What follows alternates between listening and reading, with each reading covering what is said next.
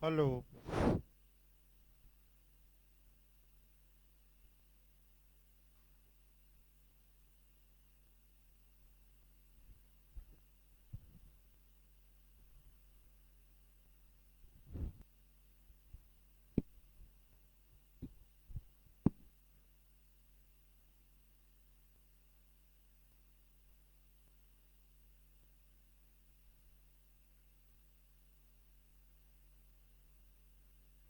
देखिए, आपका जूरिस्प्रूडेंस में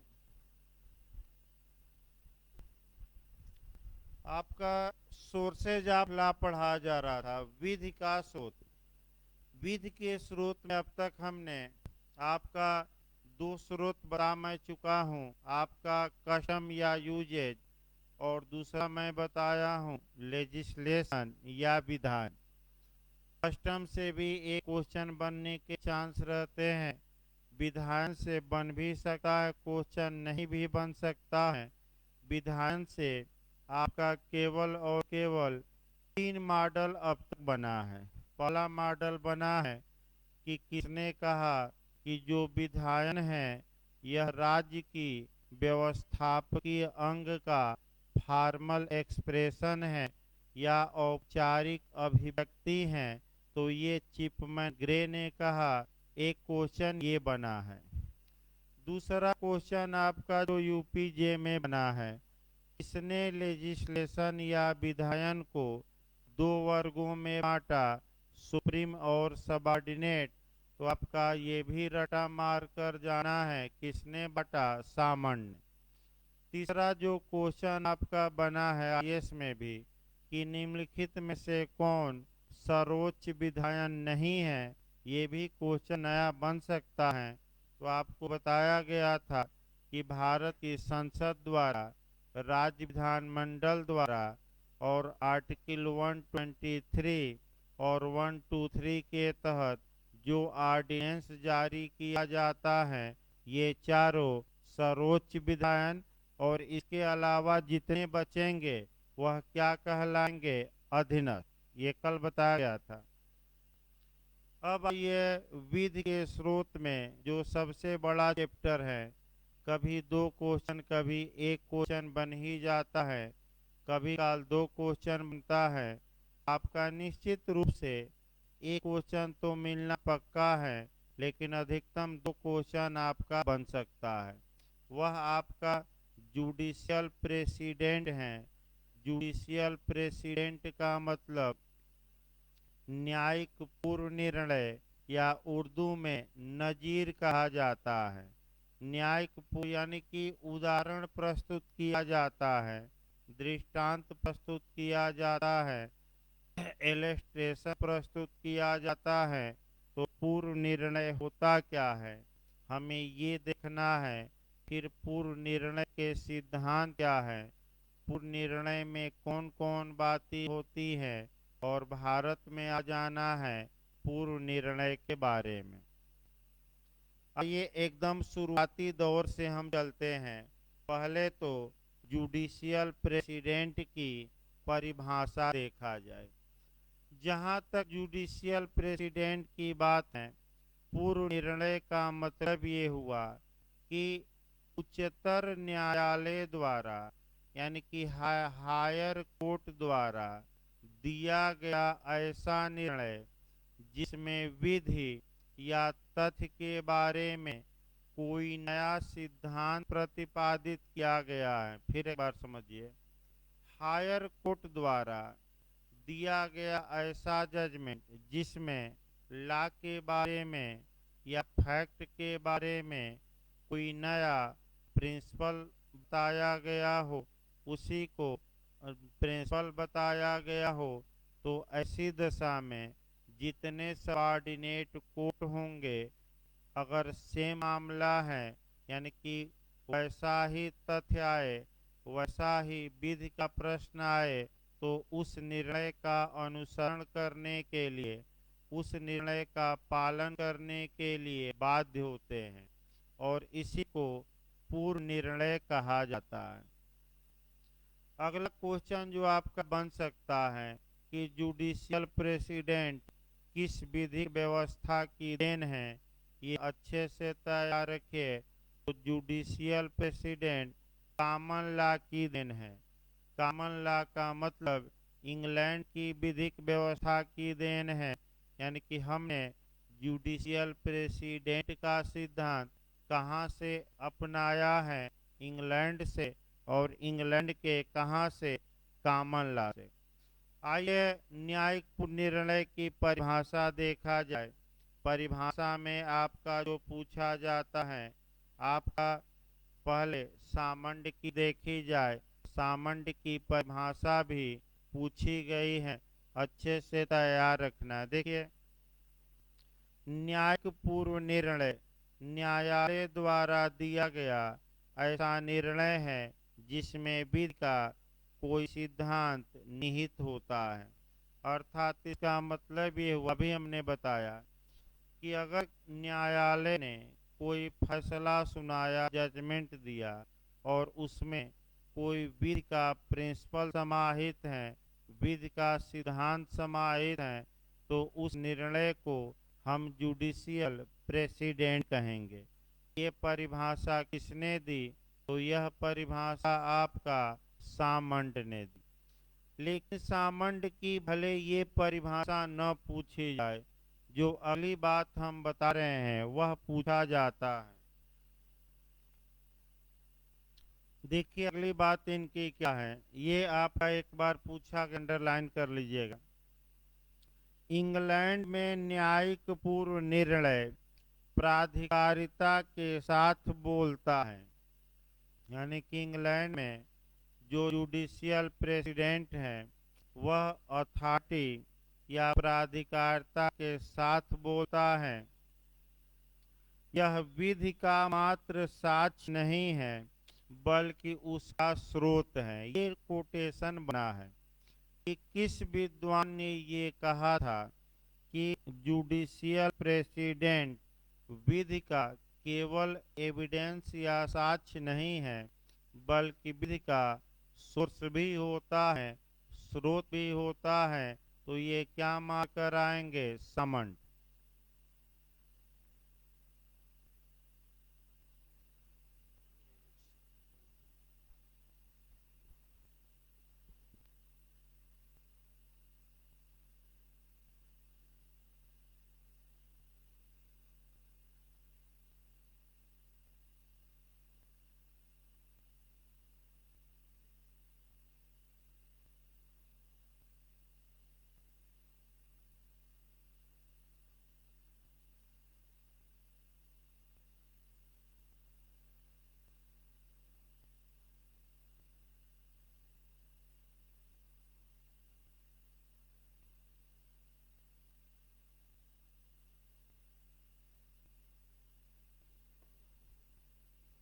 देखिए आपका ये पूछा गया कि ये अंडरलाइन, इसको भाई कर लीजिए, सही रहेगा।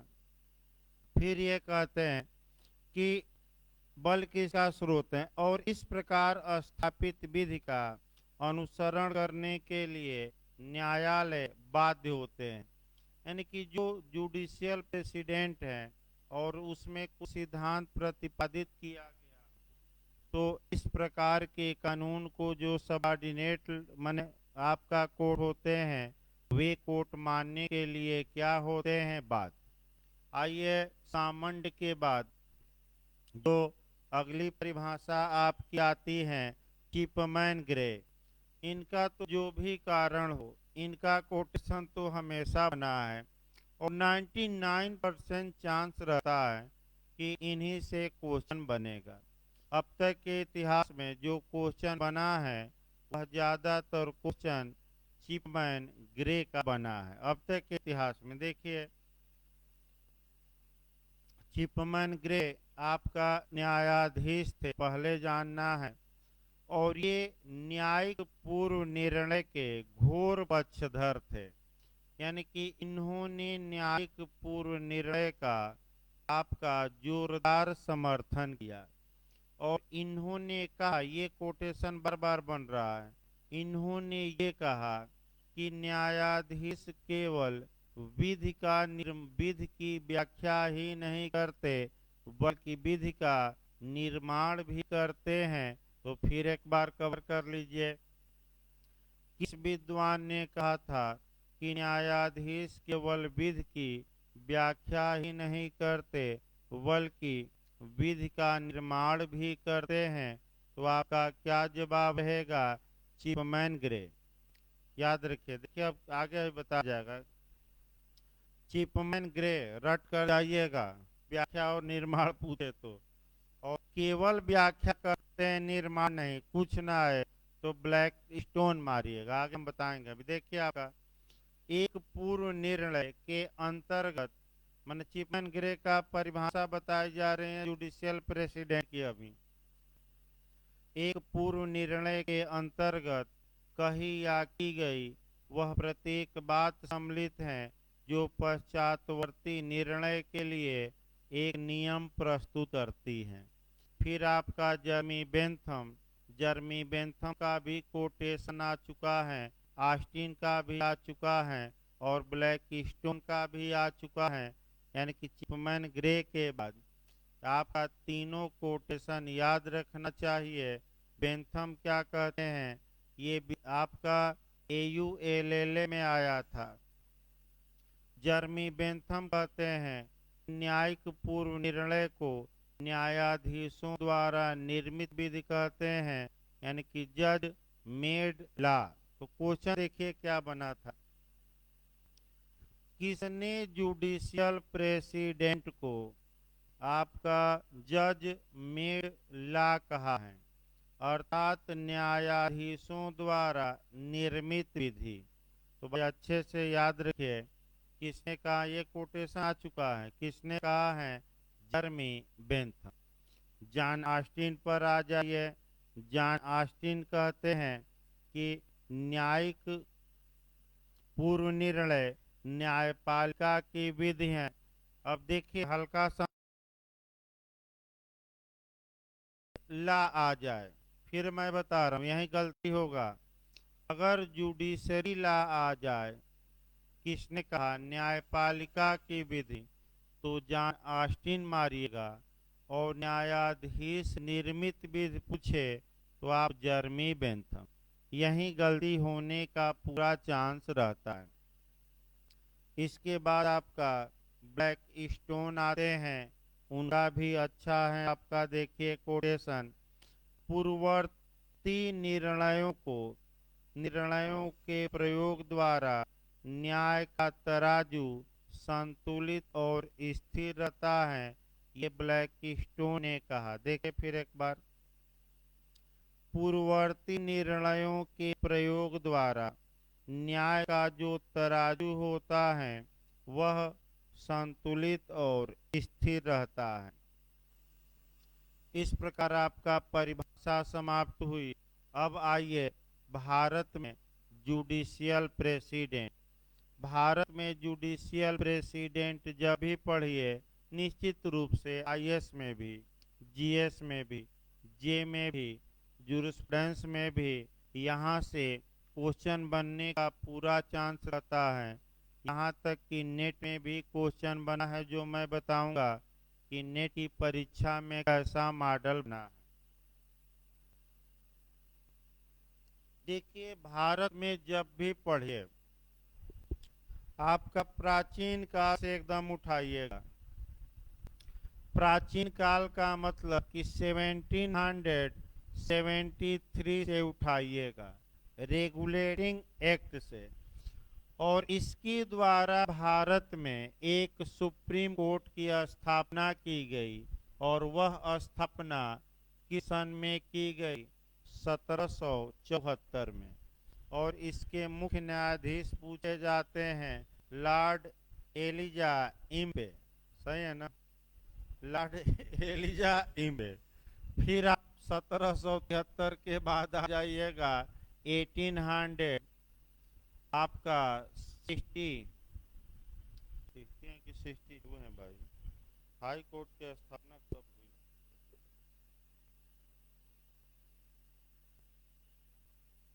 62 है। देखिए 1862 आ जाइएगा। फिर आपका 1935 आ जाना है, भारत शासन अधिनियम। और 1935 का सेक्शन ज्यादा पूछा जाता है 212। कौन सा सेक्शन? 212। फिर हम बताएंगे भारत स्वतंत्र हो जाएगा और स्वतंत्रता के पश्चात हम देखेंगे। तो स्वतंत्रता के पश्चात के लिए आपका जो अनुच्छेद देखना है, एक तो 129 देखना है, दूसरा जो आर्टिकल देखना है 141 देखना है, और तीसरा जो अनुच्छेद देखना है 215। यानी कि कौन सा? 215। इसी बीच एक और इतिहास में देखना है, पीसी को देखना है। पीसी यानी कि प्रीवी काउंसिल। और तुरंत आपका इसमें सुप्रीम कोर्ट भी हम देखेंगे और हाई कोर्ट भी देखेंगे। और इसमें जो आर्टिकल हम देखेंगे वह 22 क्या देखेंगे? 5। कितने प्रावधानों को अच्छे से तैयार करना है। देखिए यहाँ से आपका उसके बाद अभी केस 7-8 आएगा। थोड़ा बड़ा चैप्टर है भाई, सबसे बड़ा चैप्टर यही है, इसके बाद छोटे छोटे आएंगे। देखिए कि इतिहास देखा जाए, जब अंग्रेज भारत में सर्वप्रथम आए तो 1773 के यानी कि 1773 में रेगुलेटिंग एक्ट पास किया गया। और उसमें ये व्यवस्था की गई कि कलकत्ते में एक उच्चतम न्यायालय या सुप्रीम कोर्ट की स्थापना की जाएगी। इस प्रावधान का सहारा लेते हुए 1774 में कलकत्ते में सुप्रीम कोर्ट की स्थापना करते हैं अंग्रेजी सरकार। और उसमें मुख्य न्यायाधीश, कई बार जीएस में पूछा है, मुख्य न्यायाधीश कौन थे? Lord Elijah Impey. रटे रहे कौन थे? तत्पश्चात का समय आगे बढ़ा, 1862 आया। और 1862 में हुआ क्या? तो जो सुप्रीम कोर्ट यह स्थापित हुआ था इसको समाप्त कर दिया गया। और 1862 ईस्वी में आपका उच्च न्यायालयों की स्थापना की गई। किसकी? तो सबसे पहले 3 उच्च न्यायालय बनाए गए प्रेसिडेंसी नगरों में, आपका मुंबई, कलकत्ता और मद्रास में। पूछा भी जा चुका है कि मुंबई, कलकत्ता और मद्रास में कब हाई कोर्ट की स्थापना की गई? 1862। इलाहाबाद हाई कोर्ट की जो स्थापना की गई, पिछली बार एजेस में भी आया था, इलाहाबाद हाई कोर्ट की स्थापना 1866 में की गई। फिर बिहार में पूछा गया था, बिहार में इंटरव्यू में, कि पटना हाई कोर्ट की स्थापना कब की गई? तो 1900 में? 16 में। भाई रटे रहिए, दो तो कम से कम रटिए। इलाहाबाद हाई कोर्ट की स्थापना कब की गई? तो 1866 में। और पटना में आपका बिहार में पूछ लिया था इंटरव्यू में कि पटना हाई कोर्ट की स्थापना कब की गई थी? तो 1916। हाई कोर्ट चलते रहे। तत्पश्चात भारत शासन अधिनियम 1935 आया। और भारत शासन अधिनियम 1935 द्वारा ये प्रावधान किया गया था कि पूरे भारत के लिए एक संघीय न्यायालय या फेडरल कोर्ट स्थापित किया जाएगा।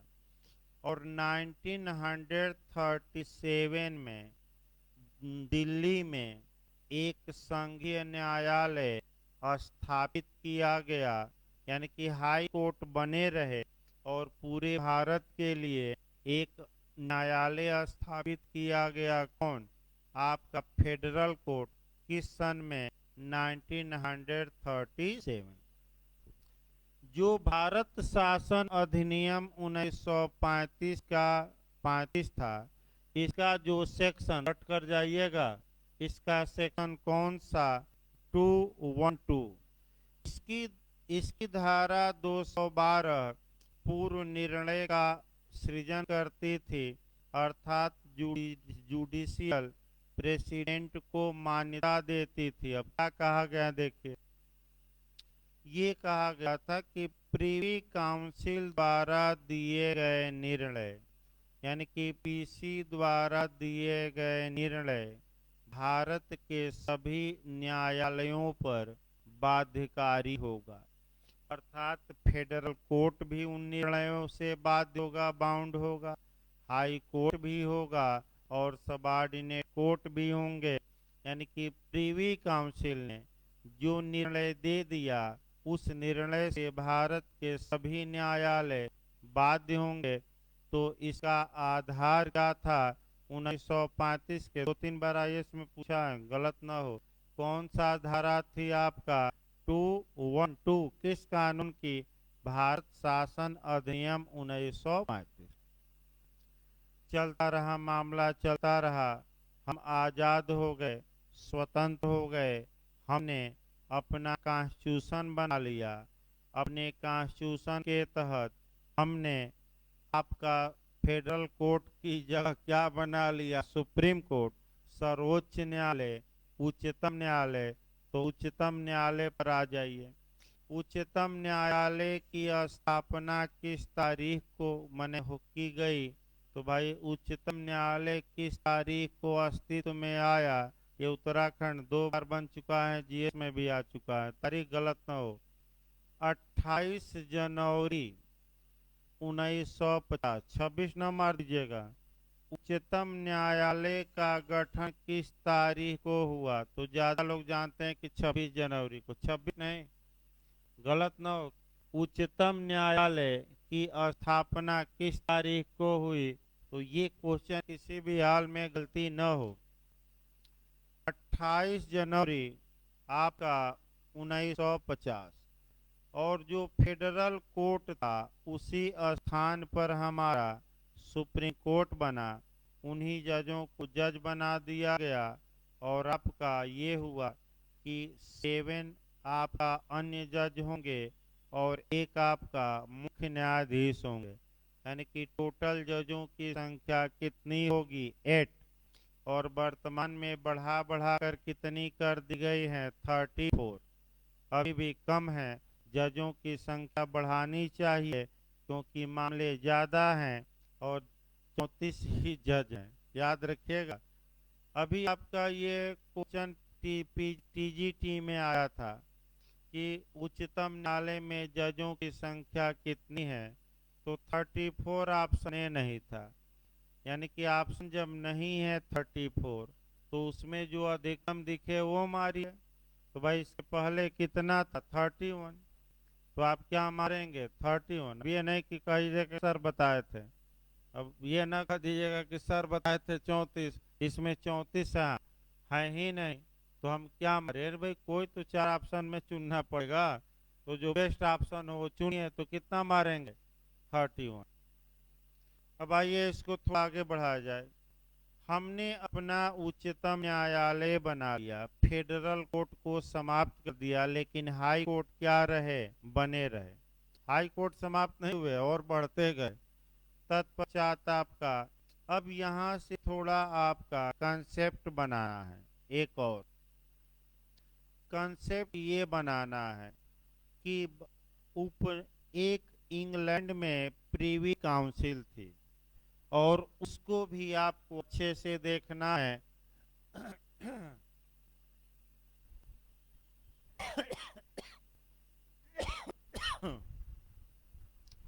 देखिए आपका इंग्लैंड से अब चलना पड़ेगा दूसरे कंसेप्ट में। इंग्लैंड में प्रीवी काउंसिल यानी कि पीसी थी। इंटरव्यू में क्या पूछा हमें भी बताएंगे। तो आपका इंग्लैंड जब भारत आजाद हो गया, तो इंग्लैंड की ही संसद ने एक कानून बनाया, Privi council jurisdiction abolition act 1949। यानी कि प्रीवी काउंसिल अधिकारिता उत्साधन, उत्साधन मैंने समाप्त, उत्साधन अधिनियम 1949 बनाया और प्रीवी काउंसिल की अधिकारिता भारत से समाप्त कर दी। किसने समाप्त कर दी? भारत की संसद ने नहीं, संविधान सभा ने नहीं, बल्कि किसने? आपका इंग्लैंड की संसद ने। यानी कि वर्तमान में जो हमारा सर्वोच्च अपीली अदालत है वह सुप्रीम कोर्ट है। लेकिन इसी के साथ एक आर्टिकल और पढ़ना है, कौन सा? 395। और इसी बिहार में भी जे में ये पूछा गया था 395। अभी बिहार जे में भी पूछा गया था और ज्यादा लोग गलत करके आ गए। इसीलिए कहा जाता है कि भाई एक एक शब्दों पर विशेष ध्यान दीजिए, इससे बाहर नहीं आता। अब कितना आप दिमाग में बैठाए हैं वो आपके ऊपर है। अब एक नया इतिहास हम बता रहे हैं, तब सुप्रीम कोर्ट पर आ जाएगा न्यायपूर्ण निर्णय पर। देखिए आपका नया इतिहास ये देखना है कि इंग्लैंड का शासन जितने राज्यों पर था, अगर उन राज्यों के न्यायालयों द्वारा कोई निर्णय दिया जाता था तो उनकी अपील आपका इंग्लैंड में होती थी सम्राट के पास। क्योंकि सम्राट भाई एक आदमी है, कितने मामले देखेगा। अतः जो सम्राट या राजा के पास अपील होती थी, राजा को सलाह देने के लिए एक पैनल बनाया गया था और उसी पैनल को प्रीवी काउंसिल कहते हैं, पीसी कहते हैं। अब जो इंटरव्यू में आपका क्वेश्चन आया कि प्रीवी काउंसिल न्यायालय था कि नहीं, तो हमेशा याद रखिए ये न्यायालय नहीं था। तो ये क्या था? एक एडवाइजरी काउंसिल थी, सलाहकारी परिषद थी। फिर क्वेश्चन आया तो किसको सलाह देती थी? किसको देती थी? आपका राजा को। तो किन मामलों में? इंग्लैंड के मामलों में, इंग्लैंड से बाहर के मामलों में, इंग्लैंड से बाहर के मामलों में। चूंकि अब देखिए दूसरा क्वेश्चन आइए, चूंकि प्रीवी काउंसिल न्यायालय न होकर एक सलाहकारी परिषद थी, अतः अतः लगाना है, ये इंटरव्यू में पूछा जा चुका है। अतः प्रीवी काउंसिल के बहुमत या मेजॉरिटी के जो फैसले थे, वे फैसले तो आपका प्रकाशित होते थे, लेकिन अल्पमत या माइनॉरिटी में जो लोग फैसला देते थे वह फैसला आपका प्रकाशित नहीं होते थे। यानी कि चूंकि ये क्वेश्चन आपका जे इंटरव्यू में आ चुका है कि कौन सा वह न्यायालय था जिसके अल्पमत के निर्णय प्रकाशित नहीं होते थे, तो आप क्या बताकर आएंगे? प्रीवी काउंसिल। अच्छे से, न्यायालय नहीं थी, क्या थी? सलाहकारी परिषद। जब भारत आजाद हो गया और भारत ने अपना कॉन्स्टिट्यूशन बना लिया, तो ऐसी दशा में अब भारत से जो अपील होगी वह प्रीवी काउंसिल नहीं जाएगी। तो वर्तमान में हमारा सर्वोच्च अपीलेट जो अथॉरिटी या प्राधिकारी न्यायालय हो गया, कौन? Supreme court. अब समस्या देखिए कहाँ उत्पन्न हुई। आपका सुप्रीम कोर्ट की स्थापना के पूर्व प्रीवी काउंसिल ने भारत से संबंधित जो निर्णय दे दिए थे, अब उन निर्णयों का क्या हो? क्योंकि इंग्लैंड की संसद ने 1949 ईस्वी में कानून बनाकर प्रीवी काउंसिल की अधिकारिता को भारत से क्या कर दिया था? समाप्त। अतः यहाँ से अपील तो अब जाएगी नहीं, लेकिन उन फैसलों का क्या होगा जो फैसले इसके पहले प्रीवी काउंसिल ने दे रखे थे? तो उन फैसलों को बचाया गया है, सेविंग की गई है। अभी हमने टीपीए में ही बताया, व्यावृत्ति की गई है। वो फैसले आज भी भारत में क्या रहेंगे? लागू रहेंगे। तो प्रीवी काउंसिल के निर्णयों को भारत में बने रहने का कॉन्स्टिट्यूशनल बेस क्या है या संवैधानिक आधार क्या है? तो एक ही आर्टिकल है 395। कौन सा आर्टिकल? तुरंत अब किस आर्टिकल पर हमें आ जाना है? 300। देखिए, अनुच्छेद 395 द्वारा हमारी संविधान सभा द्वारा अंग्रेजों द्वारा बनाए गए दो कानूनों को रिपील किया गया। और वह जो कानून थे, पहला कानून था भारत शासन अधिनियम 1935 और दूसरा कानून था भारतीय स्वतंत्रता अधिनियम 1947। लेकिन एक कानून को रिपील नहीं किया गया है। वह कौन सा कानून है? प्रिवी काउंसिल अधिकारिता उत्सादन अधिनियम 1949। अर्थात प्रिवी काउंसिल के निर्णयों को आज भी भारत में लागू रहने का कॉन्स्टिट्यूशनल बेस क्या है? तो वह बेस है आपका कौन सा आर्टिकल है? 395। यानी कि एक सेविंग की गई है, याद रखिएगा। अब आगे बढ़िए। चूंकि वर्तमान समय में अब ये आया कि प्रिवी काउंसिल के निर्णय को कौन उलट सकता है भारत में, ये भी आईएएस में भी क्वेश्चन बना है। अच्छा क्वेश्चन बनता है। उच्चतम न्यायालय को शक्ति प्राप्त है कि वह प्रिवी काउंसिल द्वारा दिए गए निर्णय को सेटिसाइड कर दे, उलट दे। हम केस बताएंगे आपका, अभी केस भी शुरू किया जाएगा, 7-8 केस। अभी सिद्धांत पर देखिए, उलट दे, अपास्त कर दे, सेटिसाइड कर दे। आपका भारत के उच्च न्यायालयों को यह शक्ति प्राप्त नहीं है कि वह प्रिवी काउंसिल के सिद्धांतों को उलट सके। अब यहाँ इंटरव्यू में क्वेश्चन ये बना है कि जो भारत के उच्च न्यायालय हैं वो प्रिवी काउंसिल के निर्णय को सेटिसाइड नहीं कर सकते, यानी कि आपका वह उलट नहीं सकते। ये आप कैसे कहेंगे? इसका कॉन्स्टिट्यूशनल बेस क्या है? संवैधानिक आधार क्या है? तो आपका जवाब रहेगा आर्टिकल 225। रटे रहिए, कौन सा आर्टिकल? 225। अब इसमें क्या है भाई, देखिए। अब यहाँ आपका कई लोग भ्रम में आ जाते हैं। जैसे नए लोग रहते हैं, पूरा बेर पढ़ेंगे, यानी कि जो नए खिलाड़ी रहते हैं, जो हर एक बाल पर छक्का ही मारना चाहते हैं और ये नहीं जानते कि किसी बाल को डिफेंसिव भी खेला जाता है, यानी कि कई ऐसी बालें होती हैं जिस पर आप छक्का नहीं मार सकते। तो आपातकाल में भले प्रयास करिए, लेकिन सामान्य काल में न करिए। तो ये पूछते हैं कि बेयर एक्ट में ये कहाँ कहा गया है कि हाई कोर्ट उलट नहीं सकता?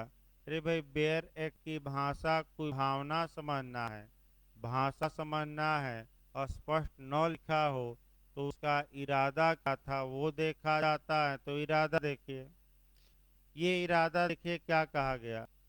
उच्च न्यायालय आपका उन लिमिटेशन, उन सीमाओं के अधीन रहेंगे जिन सीमाओं के अधीन वह इस संविधान के लागू होने के पहले थे। तो किस सीमा के अधीन थे? कि वह प्रिवी काउंसिल द्वारा दिए गए निर्णय को पलटने की क्षमता संविधान के पहले भी नहीं रखते थे, और वह सीमा आज भी क्या रहेगी? लागू।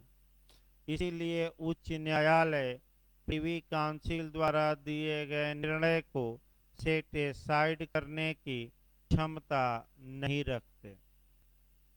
तो कौन सेटिसाइड कर सकता है भाई? आपका उच्चतम न्यायालय। तो तुरंत केस याद रखना है। किस केस में उच्चतम न्यायालय ने ये कहा कि वह प्रिवी काउंसिल के द्वारा दिए गए निर्णयों से बाध्य नहीं है, वह इन निर्णयों को सेटिसाइड कर सकता है? तो आपका केस याद रखिए, श्रीनिवास बनाम नारायण, यानी कि श्रीनिवास वर्सेज नारायण। श्रीनिवास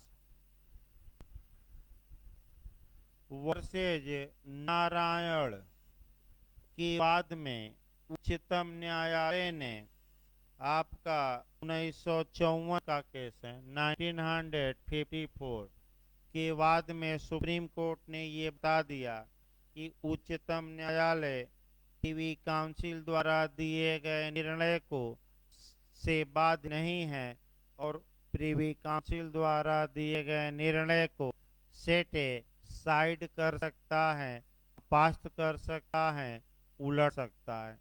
तुरंत एक क्वेश्चन और आपको यहीं से, जैसे ही मामला उलटने का आया, अब जो जो उलटने का कार्य है यहीं एक जगह हम तैयार करवा दे रहे हैं, तब आगे बढ़ेंगे।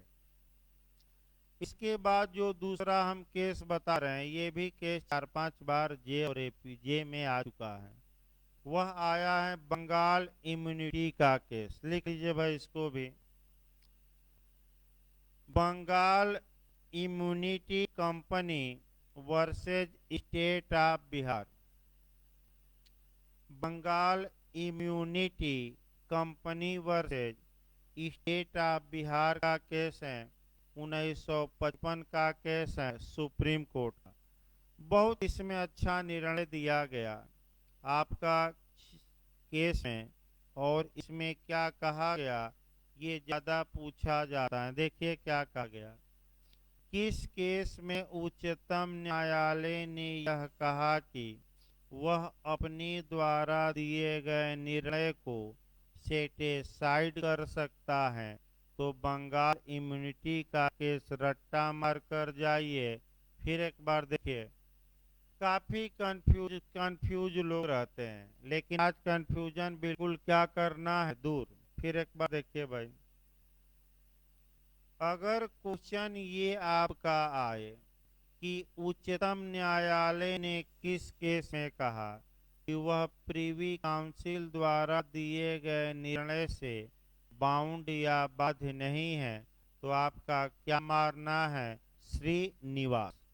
और हल्का सा चेंज कर दे कि उच्चतम न्यायालय स्वयं के द्वारा दिए गए निर्णय से बाध्य नहीं है, वह निर्णय को सेट असाइड, उलट सकता है। अगर ये आ जाए तो कौन सा केस मारेंगे, बंगाल इम्यूनिटी। भाई दोनों याद रखिए। अब आइए, सुप्रीम कोर्ट जब भी अपना फैसला पलटेगा तो जो जजों की पीठ होगी वह उससे अधिक होनी चाहिए। यानी कि अगर कोई फैसला एक जज ने दिया है और उसको उलटना है तो कम से कम कितने जज, 2 जज, और 2 जजों ने दिया है उसको उलटना है तो कम से कम कितने, 3। 3 ने दिया है तो उलटना है तो 4। आइए आपका 4-5 केस याद रखिएगा उलटने पर, सेट साइड पर। देखिए सबसे पहला केस आता है आपका, वो बताया जाए आपका शंकरी प्रसाद। शंकरी प्रसाद के केस में उच्चतम न्यायालय ने ये कहा कि उच्चतम न्यायालय में संसद मूल अधिकारों में संशोधन कर सकती है। फिर चुनौती दी गई सज्जन सिंह के केस में, फिर सुप्रीम कोर्ट ने कहा कि उच्चतम संसद मूल अधिकारों में संशोधन कर सकती है।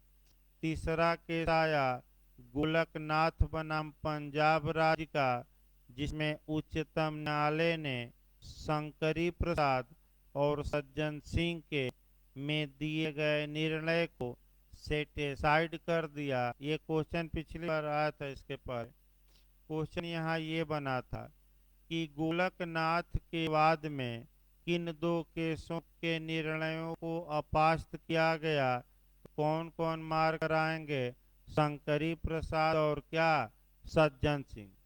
तो गोलकनाथ के बाद में क्या निर्णय दिया गया कि संसद मूल अधिकारों में संशोधन नहीं कर सकती। गोलकनाथ के बाद में 11 जज थे, और अगर इस निर्णय को उलटना है तो फिर इससे बड़ी पीठ बनानी पड़ेगी। तो इसके बाद जो आया case Keshavananda Bharati versus state of Kerala का केस आया, जिसमें कि अब तक की सबसे बड़ी पीठ 13 जजों की पीठ बनी, और इन्होंने गोलकनाथ में दिए गए निर्णय को सेटिसाइड कर दिया और कहा कि संसद मूल अधिकार सहित संविधान के किसी भी प्रावधान में संशोधन कर सकती है, लेकिन यानी कि अभी बताया गया था कि लेकिन लग जाता है जब जीवन में, तो बहुत खतरनाक होता है। आपका चाहे जीवन में लगे, या हमने अफगानिस्तान पर भी उदाहरण बताया कि 3.5 लाख सैनिक थे और अमेरिका के सारे विमान, सभी तोप, सभी आधुनिक हथियार और लगभग 50,000 तालिबानियों के आगे हार गए। हारे क्या, बिना लड़े ही आपका भाग गए, यानी कि लड़ने का भी प्रयास नहीं किए। आखिर क्यों, ये जो है लेकिन लगा देता है। और जो भाग गए अब उनका गला रेता जा रहा है। धीरे धीरे सबका क्या होगा, सफाया। ये तालिबान है। जिस प्रकार कुत्ते की दुम अगर दीवार में भी चुनवा दीजिए और 2 साल बाद निकालिए तो सीधी नहीं होती, क्या रहती है, टेढ़ी। उसी प्रकार ये भी आपका समझौता इत्यादि किए, लेकिन अपना कर्म नहीं छोड़ेंगे। यानी कि ये भी उसी मोहरे पर चलेंगे। धीरे धीरे अपने विरोधियों का क्या करेंगे। उसका एक उपाय है कि जनता विद्रोह कर दे। एक उपाय है कि जनता के आगे कोई शासन टिका नहीं। अगर जनता अपने पर आ जाए कि नहीं हम आज़ादी लेकर रहेंगे, तो कोई सेना पुलिस आपका कुछ नहीं बिगाड़ सकती। लेकिन ज़्यादातर जनता इस राय की हो, और अफगानिस्तान में भी कुछ हद तक ये धीरे धीरे डिमांड बढ़ती जा रही है। जिस प्रकार भारत में आज़ादी पाने के लिए तमाम लोग अपनी जान की परवाह नहीं किए, तो धीरे धीरे वहाँ भी ये हो रहा है। लेकिन समस्या है कि सबके पास हथियार ही है, तो लोकतंत्र कहाँ से जीवित रहेगा। और बिना हथियार के वो देश चल ही नहीं सकता। यानी बच्चा बच्चा पढ़ाई लिखाई नहीं, आपका ना तो पढ़ाई ना काम काज। आपका ज्यादातर लोग AK-47 10 साल का बच्चा भी क्या चला रहा है। कि यहाँ लोग खिलौना से खेलते हैं बच्चे, वहाँ वास्तविकता में वो सब क्या करते हैं, चलाते हैं। इसमें कोई शक नहीं भाई। आप वीडियो देख सकते हैं, 10 साल का बच्चा, 15 साल का बच्चा। अब पहले देश को बचाए कि पढ़े। भाई आगे बढ़ा जाए आपका, तो हमने ये बताया कि केशवानंद भारती के वाद में फिर एक बार देखिए बैक होइए। उच्चतम न्यायालय ने ये कहा कि संसद मूल अधिकारों सहित सभी प्रावधानों में संशोधन कर सकते हैं संविधान के, लेकिन संविधान के बेसिक स्ट्रक्चर में या संविधान के मूलभूत ढांचे में संशोधन नहीं कर सकती। अब मूलभूत ढांचा है क्या, सुप्रीम कोर्ट से पूछा गया तो कहा कि हम नहीं बताएंगे, और आप संशोधन करिए तब हम बताएंगे समय समय पर कि मूलभूत ढांचा क्या होता है। और अगर हमें लगता है कि आपने बेसिक स्ट्रक्चर का क्या किया है वायलेशन, तो हम आपके संशोधन को क्या करेंगे, निरस्त। तो इस प्रकार एक इतिहास भी हो गया। अब जजों की बेंच देख लिया जाए, एक एक करके निपटा जाए क्योंकि बहुत लंबा चैप्टर है। देखिए आपका, अगर किसी मामले की सुनवाई एक जज कर रहा है, यहाँ से यूपीजे में आया क्वेश्चन, तो उसको हम कहते हैं एकल पीठ या सिंगल बेंच। याद रखिएगा, एक जज सुनवाई कर रहा है तो कौन सी बेंच, सिंगल। अगर 2 जज सुनवाई कर रहे हो तो उसको खंडपीठ कहते हैं या डिवीजन बेंच कहते हैं। तो डिवीजन बेंच में कितने जज सुनवाई करते हैं, कम से कम 2। या खंडपीठ में जजों की संख्या 1 2 3 4, तो क्या मारेंगे, 2। और जो फुल बेंच होती हैं या पूर्ण पीठ होती हैं, उसमें 3 से लेकर 4 तक जज होते हैं। 3 से लेकर 4, या तो 3 रहेंगे या 4 रहेंगे, लेकिन 2 से हमेशा क्या रहेंगे, अधिक। और जो कॉन्स्टिट्यूशनल बेंच होती है उसमें कम से कम 5 जजों का होना आवश्यक है। तो संवैधानिक पीठ में 5 जज होने चाहिए। वहीं अनुच्छेद आपको याद करना है अच्छे से। टीजीटी, पीजीटी, जीएस का हर एक जगह पूछा गया है। आइए हम देखते हैं आर्टिकल 145। संविधान के अनुच्छेद 145 में इस बात का क्लियर उल्लेख है कि 2 ऐसे मैटर दिए गए हैं जहां की अगर सुप्रीम कोर्ट सुनवाई करता है तो ऐसी दशा में कम से कम 5 जज मिलकर ही यानी कि कॉन्स्टिट्यूशनल बेंच ही उस पर सुनवाई करेगी। ये बहुत तरह क्वेश्चन अच्छे से तैयार रखिए। पहला है, अगर भारत के राष्ट्रपति ने 143 के तहत एडवाइजरी मांगी हो यानी कि सुप्रीम कोर्ट से सलाह मांगी हो। और दूसरा आपका है कि अगर किसी मामले में संविधान के इंटरप्रिटेशन का मामला हो, निर्वचन का मामला हो, व्याख्या का मामला हो, तो देखिए क्वेश्चन आपका जीएस वाले कैसे पकड़ते हैं। एक बार आपका टीटी में ये क्वेश्चन आ गया कि कब कम से कम 5 जजों की पीठ द्वारा सुनवाई होगी। 4 ऑप्शन दिया था और उसमें एक दिया था संविधान का निर्वचन का मामला होने पर या संविधान का इंटरप्रिटेशन का मामला होने पर। जो जीएस वाले हैं उनको निर्वचन क्या होता है ये समझते ही नहीं। कई लोग फोन करके हमसे भी पूछे कि सर ये शब्द आया है निर्वचन। अरे भाई, निर्वचन माने एक्सप्लेन करना, इंटरप्रेट करना, व्याख्या करना, यानी कि उस शब्द का अच्छे से क्या बताना, अर्थ और क्या। तो याद रखे रहे, कब कम से कम 5 जजों की पीठ बनेगी तभी सुनवाई सुप्रीम कोर्ट करेगा। कितने मामलों में? 2। पहला मामला क्या निकला, जब भारत का राष्ट्रपति किससे सलाह मांगे सुप्रीम कोर्ट से, किस आर्टिकल के तहत, 143। और दूसरा कौन सा मामला, जब आपका क्या हो, संविधान का क्या करना हो, व्याख्या।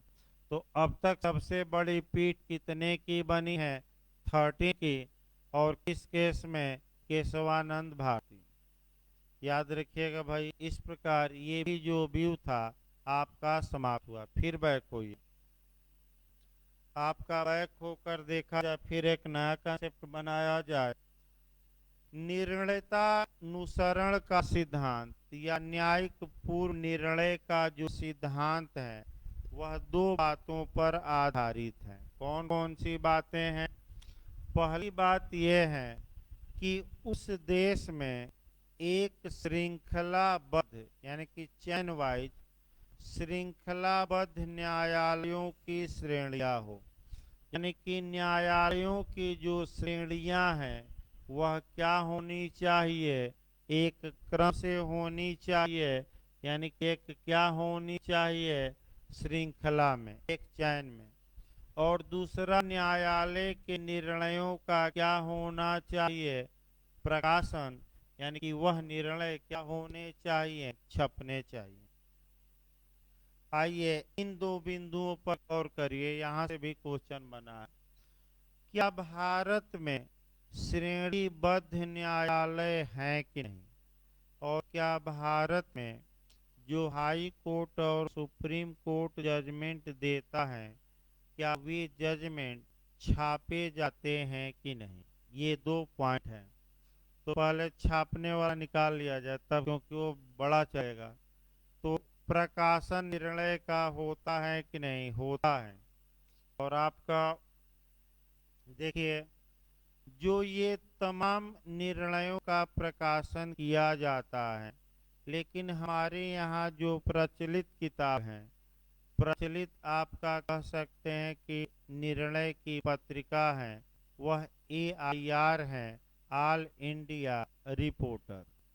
AIR ऑल इंडिया रिपोर्टर, कहीं भी अधिवक्ता के चैम्बर में चले जाइए तो AIR का क्या रहेगा, भरमार रहेगा।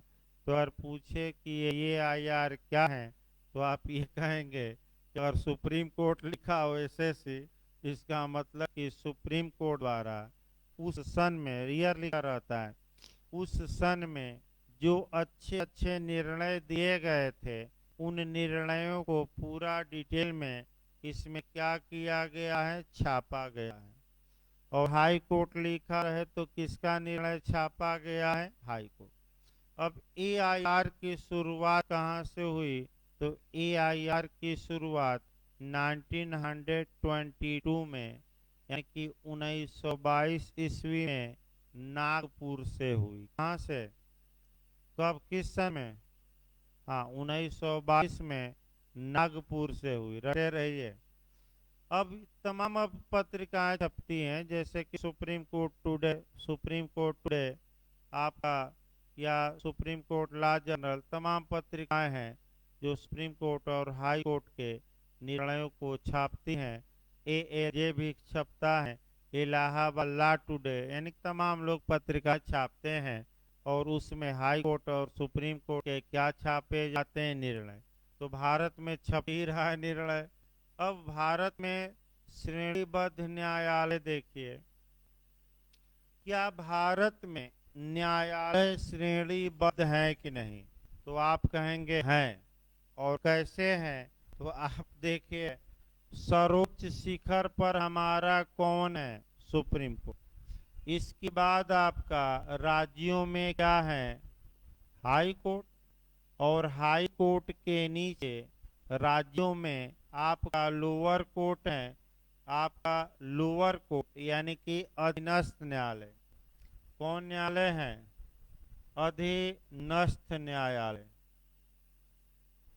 याद रखिएगा, सबऑर्डिनेट कोर्ट जो जिला जज और सत्र न्यायालय हैं वो, और उससे नीचे जितने कोर्ट हम लिख नहीं रहे हैं, वो क्या कहलाएंगे, सबऑर्डिनेट। तो आपका MP में एक क्वेश्चन बना था कि भारत में सबऑर्डिनेट कोर्ट कहाँ से प्रारंभ होता है। आपराधिक मामला दे तो कोर्ट ऑफ सेशन मार कर आइए, और अगर सिविल मामला दे तो जिला न्यायाधीश या जिला जज, जिला न्यायाधीश, जनपद न्यायाधीश। अब आइए, तो आपका भाई श्रृंखलाबद्ध न्यायालयों की श्रेणी हो गई। तो पहले सुप्रीम कोर्ट पर उठाइए।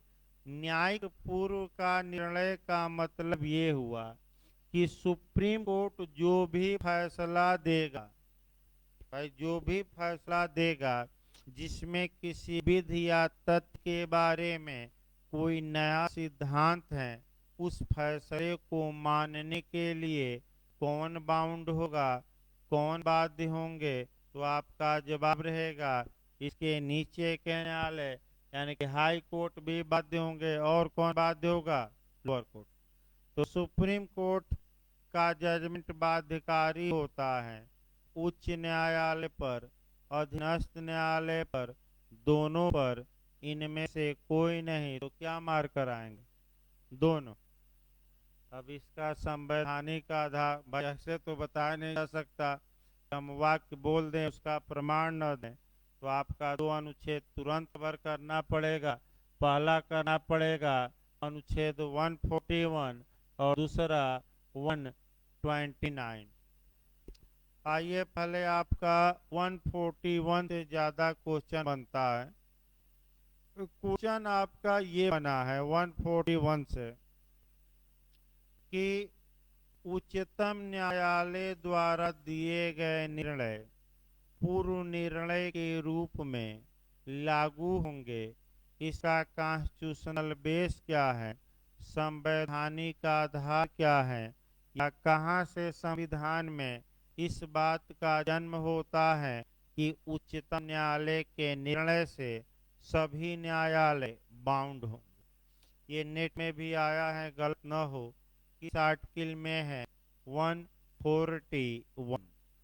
और 141 में कहा क्या गया, देखिए अनुच्छेद 141 ये बताता है कि भारत राज्य क्षेत्र में जितने न्यायालय हैं, जितने न्यायालय मतलब कि हाई कोर्ट और कौन, लोअर कोर्ट, वह सुप्रीम कोर्ट के निर्णयों से क्या होंगे बाध्य। किस आर्टिकल में कहा गया है? 141। तो संवैधानिक आधार पूछे तो क्या मारेंगे? 141।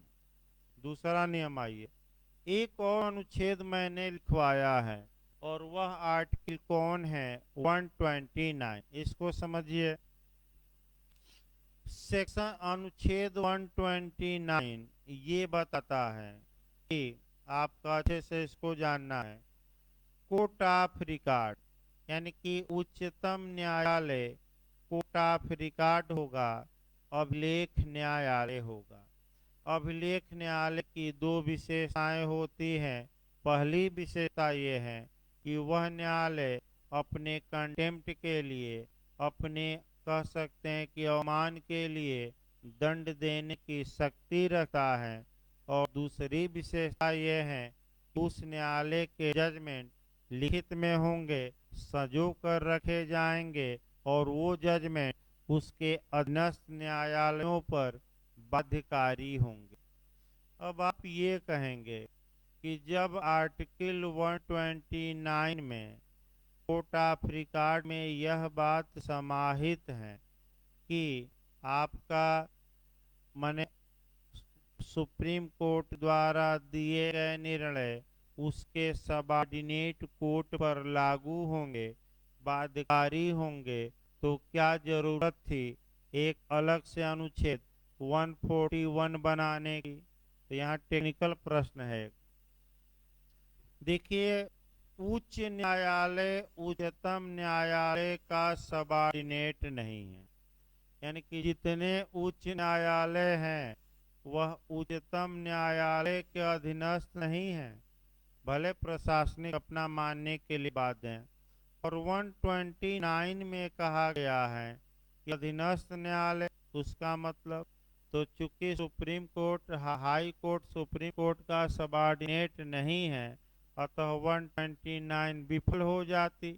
इसलिए एक आर्टिकल अलग से बनाया गया, कौन सा? 141।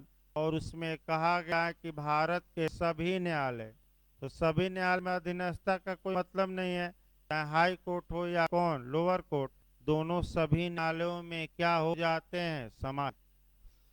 अब आइए हाई कोर्ट पर। जो दूसरा पोजीशन पर भारत में कौन है? उच्च न्यायालय।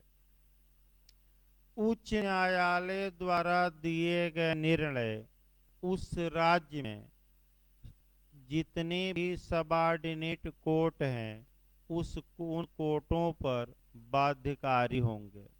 अब यहाँ अच्छा आपका क्वेश्चन याद रखना है कि उच्च न्यायालय द्वारा दिया गया निर्णय किस आर्टिकल के तहत ये प्रावधान है कि उस निर्णय से सबऑर्डिनेट कोर्ट उस राज्य के बाउंड होंगे। तो आपका एक अनुच्छेद याद रखिएगा, 215। कौन सा अनुच्छेद? 215। देखिए ध्यान से भाई, थोड़ा कठिन है।